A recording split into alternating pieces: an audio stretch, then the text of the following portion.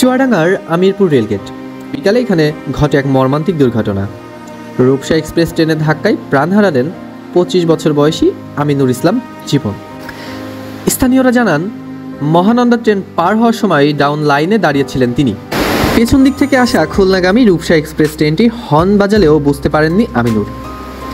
দ্রুতগামী ট্রেনটি ধাক্কা দিয়ে তাকে মোটরসাইকেল সহ প্রায় 1 কিলোমিটার দূরে টেনে নিয়ে যায়। ঘটনাস্থলেই তার মৃত্যু হয়। যে মোটরসাইকেলটা টুকরো টুকরো হয়ে গেছে সেটা ছড়িয়ে দিয়ে আবার ট্রেন চলে গিয়েছে। লাশ কিছু লাশ অন্তত 100 হাত যে তারপরে লাশটা মানে লাইন থেকে সরিয়ে হয়ে গেছে, পুরা টুকরো হয়ে গিয়েছে। হাসপাতালে নিয়ে গিয়েছে বিটা আমার ও বিটা আমি কয়েকদিন আছে হাত ভেঙে পড়ে আছি। দুর্ঘটনার পর ক্ষুব্ধ গ্রামবাসী লাল পতাকা টাঙিয়ে অবরোধ শুরু করে। বিকেল 5টা থেকে রেল চলাচল বন্ধ হয়ে যায়।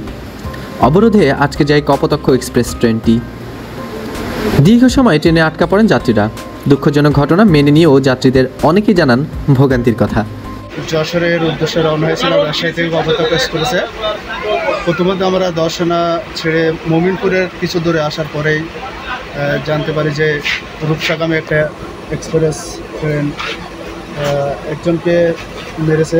খুব জরুরি আমরা যশোরে যাবো, যশোর থেকে বেনাপুর যাবো, কিন্তু এখানে আমরা 2 ঘন্টা বসে থাকা থেকে আমাদের যাত্রাটা খুবই আমরা অসুবিধার করেছি। শুধু আমি নয়, এই ট্রেনের যারা যাত্রী আছে তারা সবাই অসুবিধার ভিতরে আছে যে কখন ট্রেন ছাড়বে বা কখন সমস্যার সমাধান হবে এর কোনো নিশ্চয়তা পাচ্ছি। ঘটনাস্থলে ছুটে আসেন রেলওয়ে পুলিশ ও সদর থানা পুলিশ। পরে উপস্থিত হন ইউনো এম সাইফুল্লাহ আজিজ, সহকারী কমিশনার ভূমি আশিস মমতাজ। ইউএনও এম সাইফুল্লাহ আজিজ বলেন, রেলগেটের দাবি ন্যায্য। এখানে যেটা দেখা যাচ্ছে যে আসলে ঘটনা যেটা ঘটেছে এটা খুবই মানবিক এবং মর্মান্তিক। একটা ছেলে এখানে মারা গিয়েছে, আমাদের জীবন। এবং আমরা সরেজমিন যেটা এসে দেখেছি এখানে কোনো গেটও নাই, গেটম্যানও নাই। জায়গাটা খুবই অরক্ষিত এবং অরক্ষিত জনগণের যেটা দাবি সেটাকে আপনি অযৌক্তিকও বলতে পারবেন না। তারা এখানে তাদের নিরাপত্তার জন্য একটা গেট চায় এবং গেটম্যান চায়। আমি জেলা প্রশাসক স্যারের সাথে ইতিমধ্যেই কথা বলেছি পথে আসতে যে স্যার জনগণের দাবি এটা এবং এটা দাবিটা যৌক্তিক। স্যার বলছেন যে আমি রেলের সাথে কথা বলছি। আমি বলছি স্যার আমি কথা দিয়েছি যে আমি একটা গেট এখানে স্যার করে দিব। স্যার বলেছেন তুমি কথা দিয়েছো গেটম্যানের জন্য কী করা যায় সেটা আমি দেখছি। আপাতত পরিস্থিতি এটুকু এবং এই পরিবারের প্রতি আমাদের সমবেদনা, শোকসন্তপ্ত পরিবারের প্রতি আল্লাহ তাকে জান্নাতুল ফেরদৌস নসিব করুন। প্রশাসনের আশ্বাসে অবশেষে গ্রামবাসী অবরোধ তুলে নেয়। সন্ধ্যা 7:10 রেল চলাচল স্বাভাবিক হয়।